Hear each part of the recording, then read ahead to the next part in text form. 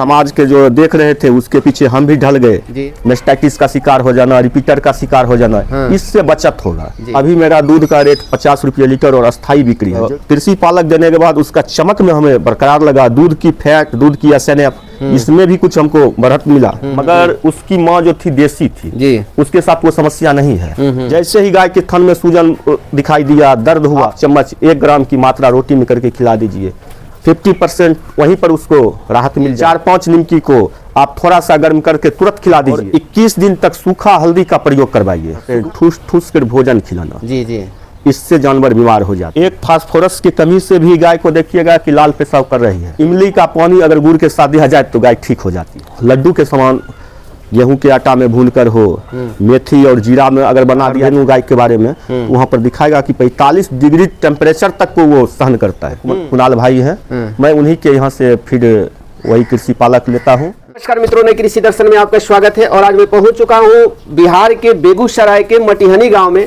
और इस dairy farm की शुरुआत जो है 15 साल पहले जो है सर के द्वारा किया गया था। गायों में कौन कौन सी समस्याएं होती हैं, उनका देसी तरीके से कैसे हम इलाज कर सकते हैं, और काफ़ी सटीक जानकारी जो है सर जो है इस वीडियो में दिए हैं। और अभी इनका कितना प्रतिदिन का मिल्क प्रोडक्शन हो जा रहा है, किस रेट से दूध सेल कर रहे हैं, किस तरह से इनका खान पान है, काफ़ी खास जानकारी जो है सर के द्वारा दिया गया है।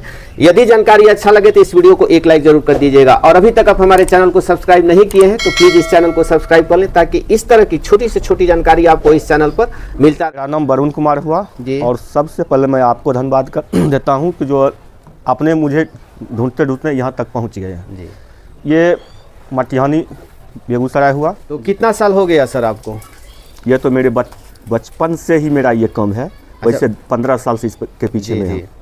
तो 15 साल से आप कर रहे हैं सर। काफ़ी जो है आपको ज़्यादा गायों के बारे में अनुभव भी होगा, क्योंकि 15 साल काफ़ी लंबा समय हो जाता है। बिल्कुल। तो शुरुआत में किस गाय से किए थे, देसी गाय से या HF गाय से? बचपन में जो हम थे देसी गाय पर से मेरा फोकस है जी। और उस समय देसी गाय ही था। मगर धीरे धीरे जो है समाज के जो देख रहे थे उसके पीछे हम भी ढल गए, तो चले आए विदेशी गाय के चक्कर में जी। मगर मैंने देखा कि विदेशी गाय के चक्कर में आने से कोई फायदा नहीं है। तो अभी भी मेरे पास है जर्सी और फ्रीजन मेरे पास अभी भी है जी। मगर धीरे धीरे मैंने देसी की ओर आना शुरू कर दिया है। मेरे पास अभी थारपारकर नस्ल की बच्चिया है जी, जो कि जर्सी गाय से वो उत्पन्न हुआ है, अभी शुद्ध में नहीं आया है जी। और इससे अब धीरे धीरे शुद्धता की ओर आएगी।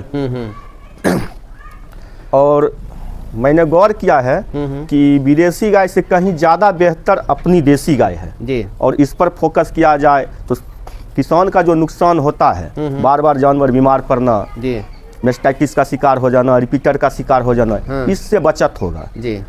दूसरा बचत इसमें है, अगर आपने जर्सी गाय 1 रखे और देसी गाय 2 रखे, जो जर्सी गाय 1 गाय का खुराक है उसमें देसी 2 गाय खा लेती है जी। वो वहाँ पर भी वो बचत है। और दूध की बात किया जाए तो मान लेते हैं 20 लीटर वो दूध देती है, मगर हमेशा नहीं देती है। और देसी गाय अगर 10 से 12 लीटर भी दूध देती है तो लगातार देती है जी। और सालाना बच्चा देती है, इससे प्रॉफिट है। तो शुरुआत में दूध कैसे सर सेल हो रहा था? शुरुआत तो जिस समय शुरुआत किया था उस समय दूध का रेट तो है ज़्यादा था नहीं, वही 18-20 था जी। और समितियों को सुधा डेयरी को देते थे। अभी मेरा दूध का रेट 50 रुपये लीटर और अस्थाई बिक्री है। जो कि मैंने इस नस्ल पर जब सुधार किया तो फैट SNF में सुधार हुआ, लोगों ने इसका चॉइस किया जी। तो मैंने भी लोगों के साथ जो अपना जो है संबंध बनाना शुरू कर दिया, लोगों को अपना यहीं पर दूध देते हैं जी। अब हम बात कर लेते हैं थोड़ा फीड की सर, कि फीड को लेकर के बहुत सारे लोग सस्पेंस में रहते हैं। तो पहले क्या दे रहे थे और अभी क्या आप फीड में दे रहे हैं? फीड में मैंने हमेशा अपना देसी ही दिया था जी। घट्टा खल्ली जो वगैरह होता है और हरा चारा पर भरपूर हमने शुरू से अभी तक ध्यान दे रहा है जी। और अभी जो है सो मैंने कृषि पालक का भी उपयोग किया। इसमें मुझे बहुत अच्छा लगा, कारण जानवर का सबसे पहला प्रॉफिट क्या है तो वो उसका शाइनिंग, उसका चमक दिखता है जी। तो कृषि पालक देने के बाद उसका चमक में हमें बरकरार लगा, दूध की फैट, दूध की SNF, इसमें भी कुछ हमको बढ़त मिला। ये कृषि पालक जहाँ से हम लेते हैं वो कुणाल भाई हमारे सीमा के पड़ोसी हुए, हमारे पड़ोस के गांव के हुए। और वहाँ पर सीमेंट के भी अच्छी नस्ल की व्यवस्था किए हैं, जिसमें आपने विदेशी नस्ल की बात कीजिएगा तो ABS का अच्छी सीमेंट है। और देसी का भी वहाँ पर हमने उनसे बातचीट किया तो देसी का भी वो लोग अच्छे वैरायटी के जी सीमेंट की व्यवस्था कर रहे हैं। जी इसमें कहीं कोई बात नहीं है। मेस्टाइटिस के लिए सबसे बड़ी जो बचत की बात किया जाए, बचाव की बात किया जाए तो वो है साफ सफाई। दूसरा है ब्रीड पर ध्यान देना होगा। और मेस्टाइटिस में हमने गौर किया है जर्सी और एचएफ में ज़्यादा है जी। इसके लिए आप क्रॉस ब्रीड पर आइए या देसी पर आइए। आप जैसे बात कीजिएगा, मेरे पास एचएफ की है गाय जी दो, तो कभी कभी इसके साथ मेस्टाइटिस की समस्या हो जाती है जी।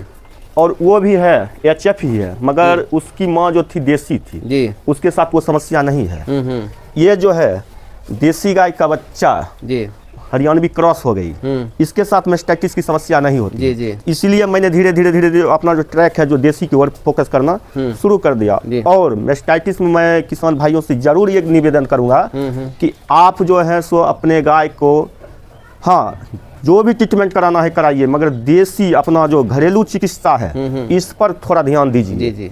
जैसे ही गाय के थन में सूजन दिखाई दिया, दर्द हुआ, सबसे पहले घर में सबके घर में रहता है हींग, आप हाफ चम्मच 1 ग्राम की मात्रा रोटी में करके खिला दीजिए, 50% वहीं पर उसको राहत मिल जाएगी। नींबू से बनता है निमकी, अब तो सब घर में नहीं मिलता है, मगर फिर भी हमको लगता है 50% घर में रहता है। 4-5 निमकी को आप थोड़ा सा गर्म करके तुरंत खिला दीजिए, एकदम राहत मिल जाता है। ये देसी उपाय हुआ, एकदम देसी उपाय है। अगर इससे भी ना हो तो सर? इससे ना हो तो डॉक्टर का सहारा लीजिए जी। और डॉक्टर जो ट्रीटमेंट कर रहे हैं सो कर रहे हैं। और छिम्मी के साथ छेड़छाड़ मत करिए। छिम्मी में जो दवा वगैरह चढ़ा के 12-12 घंटा रोक दिया जाता है जी। उससे बचाव कीजिए। उससे होता है क्या, दवा जो चढ़ अंदर डाल दिया जाता है तो सूजन और उसके अंदर पस को सुखाने के साथ साथ दूध की ग्रंथि को भी सुखा देती है जी, जो कि नहीं होना चाहिए। छिम्मी के साथ छेड़छाड़ नहीं होना चाहिए। और क्या समस्या होता है सर गायों में? और गायों में सबसे बड़ी अभी समस्या जो है, घर की समस्या, हर गाय की समस्या है, लगभग की समस्या है, वो है रिपीटर होना जी। तो इसमें पता नहीं क्या सब करते हैं आई कर्मी, हमको तो उसके बारे में मालूम नहीं है जी। मगर मैंने गौर किया है कि आप जो है सो गाय को बच्चा देने के समय अगर उसके साफ सफाई पर ध्यान अधिक दीजिएगा, यूट्राइन टॉनिक वगैरह हुआ, और 21 दिन तक सूखा हल्दी का प्रयोग करवाइए। सूखा हल्दी का पाउडर प्रयोग करवाइए 21 दिन लगातार, तो आपके गाय की गर्भाशय जो वास्तविक अवस्था में है वहाँ तक पहुँच जाती है, उसमें सूजन इन्फेक्शन बिल्कुल समाप्त हो जाती है और आपके गाय को रिपीटर होने की चांस वहीं ख़त्म हो जाती है।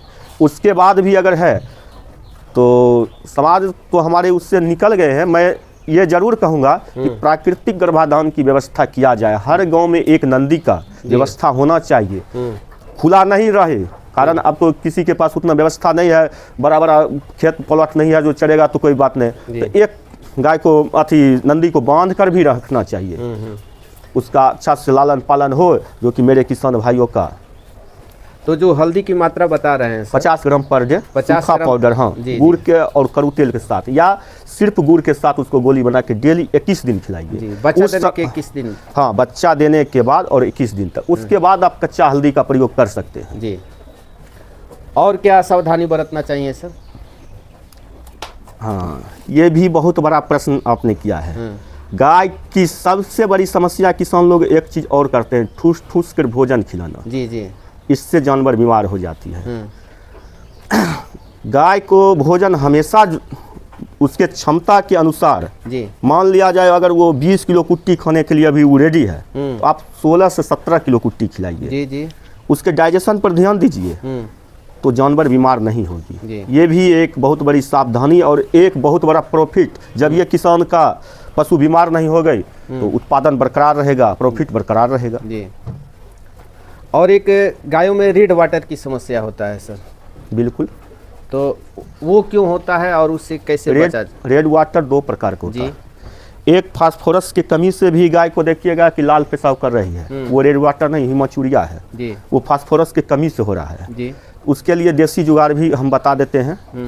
इमली का पानी अगर गुड़ के साथ दिया जाए तो गाय ठीक हो जाती है। और हाँ, और एक रेड वाटर जो है वो जो है सो प्रोटोजोल है, जो कि इन्फेक्शन भी उसको कह सकते हैं, उसमें जानवर को फीवर के साथ साथ वो आती है, वहाँ डॉक्टर का सहारा ले, जरूरी है वहाँ पर। और साथ में फास्फोरस वगैरह उसमें भी लगता है तो वो अपना दे।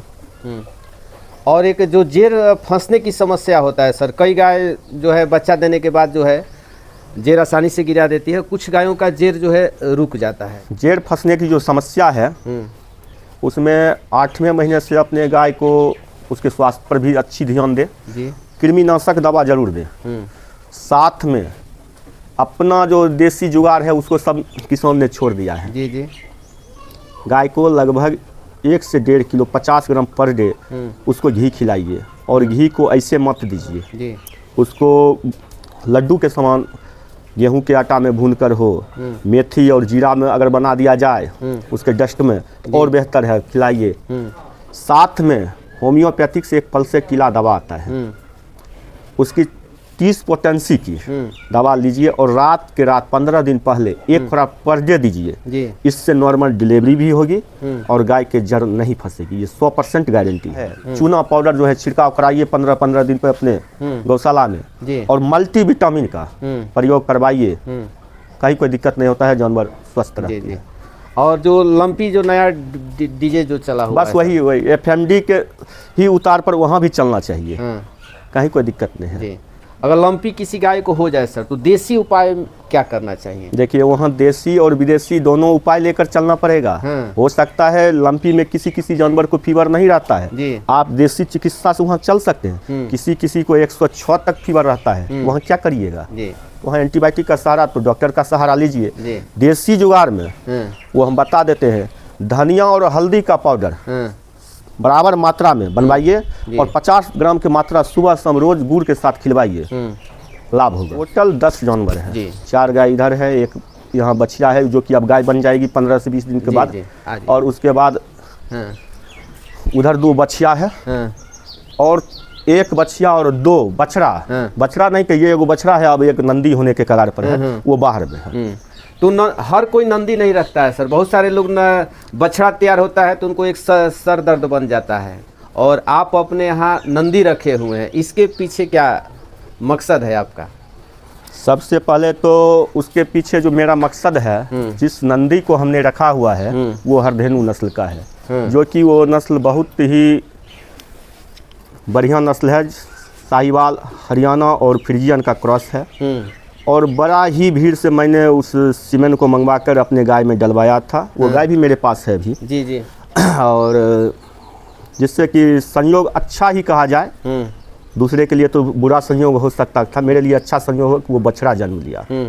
जिस बछड़ा को मैंने अगले साल देखा कि कितना भी गर्मी था उसे कोई फर्क नहीं पड़ता था, जो कि आप गूगल पर भी सर्च कीजिएगा हरधेनु गाय के बारे में, वहाँ पर दिखाएगा कि 45 डिग्री टेम्परेचर तक को वो सहन करता है। और बिल्कुल उस बच्चे को मैंने देखा, तो मैंने सोचा कि इसे अगर हम इधर उधर कर देते हैं तो कोई फायदा नहीं हुआ। वो 700 रुपया मेरा पानी में चला गया, तो मैंने उसे सोचकर उसको अपने पास रख लिया। और इस सोच से रखा, इससे जो गाय रिपीटर की समस्या हो रही है वो भी समाप्त होगी, और उस नंदी का, उस बछड़ा का जो बच्चा होगा, अगर उसके उतार पर होते गया 45 डिग्री कहीं जाए, अगर 40 डिग्री का भी टेम्परेचर बर्दाश्त ले, रोग प्रतिरोधक क्षमता वाली गाय होते जाए, तो किसान को प्रॉफिट होगा। इसी सोच के साथ मैंने उसे रख लिया है। तो उसका हरधेनु जो नस्ल बोल रहे हैं, उस नस्ल की गायों का एवरेज मिल्क प्रोडक्शन कितना होता है? वैसे तो गूगल दिखा रहा है 30 से 35 लीटर, 50-50 लीटर भी दिखा रहा है। मैंने उससे गौर किया है कि कम से कम 25 लीटर तो जरूर होगी। 25 लीटर बिल्कुल। फैट एसएनएफ भी तो अच्छा आता होना चाहिए, कारण उसके शरीर का जो शाइनिंग, चमक, चमड़ा जो है वो, और उसका स्वभाव सबसे बड़ी शांत स्वभाव की होती है। हाँ, सबसे बड़ी समस्या देखिए, ब्रीड को तो हम चेंज कर लेंगे, हम रेड सिंधी भी रख सकते हैं मगर उछल कूद वाली गाय है, गिर क्रॉस भी रख सकते हैं मगर उछल कूद वाली है, मगर वो जो है थारपारकर देसी एकदम शुद्ध पर आ जाइए तो सबसे परम देवता है। और हरधेनु की बात कीजिएगा तो शांत स्वभाव की है। और फीड आपको कहाँ से मिलता है सर? आपके गांव में मिल जाता है या? गांव के बगल में ही सिहमा गांव है, मेरे कुणाल भाई हैं, मैं उन्हीं के यहाँ से फीड, वही कृषि पालक लेता हूँ, और कुछ अपना देसी भी फीड मिलाकर सभी जानवर को खिलाता हूँ। तो कितना अभी मिल्क प्रोडक्शन हो जा रहा है सर दोनों टाइम का? अभी 3 गाय दूध दे रही है, जो कि सभी गाय का बच्चा दिए हुए लगभग 7 महीना प्लस से है। जी जी। फिर भी लगभग 30-32 लीटर जो है दोनों टाइम मिलाकर, हाँ 50 रुपया रेट मिल जाएगा। 50 रुपये रेट से। तो एवरेज आपके पास जो गाय हम देख रहे हैं सर, क्या दूध कितना लीटर दूध की होगी? अभी वही 12-13 लीटर का। क्योंकि हमने जो गाय को रख रखाव रखते हैं, उसका खान पान रखते हैं, मुझे बहुत अधिक दूध का लालच भी नहीं है। मेरा लालच यही है कि मेरा पशु जो है बीमार ना हो। जी जी। मेरा पशु जो है साल में एक बच्चा जरूर दे दे। मैस्टाइटिस से बचे रहे, इसलिए मैं दूध उत्पादन की ओर बहुत ज़्यादा प्रयास नहीं करता हूँ, रोग पर से बचाव करता हूँ। जो दूध दिया वो अपने स्वेच्छा से दिया, मीडियम भोजन देना, ये मेरा स्वभाव है। बहुत किसान के पास जाइएगा तो कहेगा नहीं हम 5 किलो घट्टा, 2 किलो दाल, 2 किलो बेसन, तो उससे ये भी पूछिएगा कि 1 महीने के बाद कुछ होता भी है, बचता भी है कि नहीं? नहीं होता भी है, तो खुद बताएगा कि बीच बीच में बीमार पड़ जाता है। हम बीमारी से बचाओ, और सभी किसान भाइयों से ये रिक्वेस्ट करूँगा कि मीडियम अनाज फीड जो है वो मीडियम दीजिए, मैक्सिमम मत दीजिए। जी जी। ये पृथ्वी पर आई है घास भूसा खाने के लिए, ये पृथ्वी पर अनाज खाने के लिए नहीं आई है। अनाज तो हम अपने लालच बस दे रहे हैं। जी जी। तो मीडियम में चलने के बाद ये होगा कि आपका पशु बीमार नहीं होगा। जी जी। और ज़रूर दीजिए, उत्पादन नहीं होगा तो मेरा जो घर का जो है वो व्यवसाय कैसे चलेगा? जी जी। देना भी चाहिए, उस हिसाब से दीजिए कि मेरा पशु बीमार ना हो। अगर नए युवा, सर आप एक युवा भी हैं, और नए युवा अगर इस व्यवसाय में आना चाहते हैं सर, तो क्या ये बेनिफिशियल है या मतलब घाटे का सौदा? बहुत अच्छी। बाहर जाकर 15,000 20,000 के महीना कमाना और किसी के अधीन रहना, उससे अच्छा रोजगार ये है। अपने स्तर पर हैं, गौपालन करें और ढंग से करें, जरूर बचत होगा। बेढंग चलने के बाद नुकसान तो हो जाएगा। जी जी। आप गाय के साथ चलिएगा कि इसको मशीन बना दीजिएगा ATM, हम 20 किलो अनाज दिए और 30 किलो दूध लिए, ये ATM मशीन नहीं है, तब तो ये खराब हो जाएगी। इसके साथ वही सलूक चलना चाहिए जो प्रकृति ने जिस रूप में इसे भेजा है उस रूप में चलिए। आप भी चलिए, ये भी खुश रहेगी, आप भी खुश रहिएगा। तो चलिए, काफ़ी अच्छा लगा सर आपसे बात करके, और काफ़ी अच्छी जानकारी आप हमारे दर्शकों के साथ जानकारी अपना साझा किए, इसके लिए आपको बहुत बहुत धन्यवाद सर। आपको भी।